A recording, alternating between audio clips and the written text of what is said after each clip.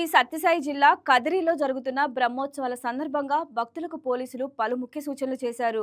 బ్రహ్మోత్సవాలకు భారీ సంఖ్యలో భక్తులు తరలివస్తున్న నేపథ్యంలో ఆలయ పరిసర ప్రాంతాల్లో రద్దీ ఎక్కువగా ఉండే అవకాశం ఉందని పోలీసులు తెలిపారు.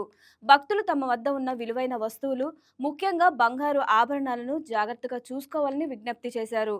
మహిళలు ఆభరణాలు ధరించినప్పుడు వాటిని చీరతో కప్పుకొని అప్రమత్తంగా ఉండాలని సూచించారు.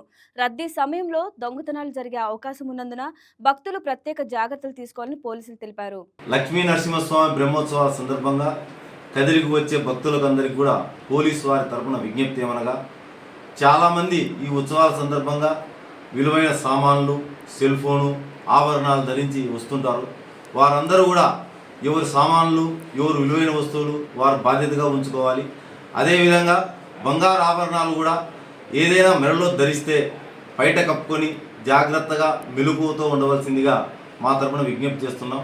పోలీస్ తరపున కూడా ప్రజలందరినీ కూడా జాగృతం చేయాలనే ఉద్దేశంతో రేపటి నుంచి 2 ఆటోలలో మైక్ ద్వారా అనౌన్స్మెంట్ చేయడం కూడా జరుగుతుంది.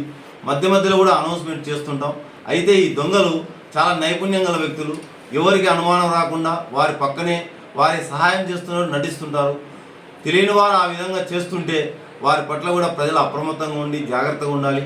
అటువంటి సమాచారం ఎవరికైనా వస్తే వెంటనే డైల్ 100కి కానీ, టౌన్ సిఐకి కానీ, డైల్ 112కి కానీ ఫోన్ చేసి తెలపవలసిందిగా భక్తులందరికీ పోలీస్ శాఖ తరఫున విజ్ఞప్తి చేస్తున్నాం.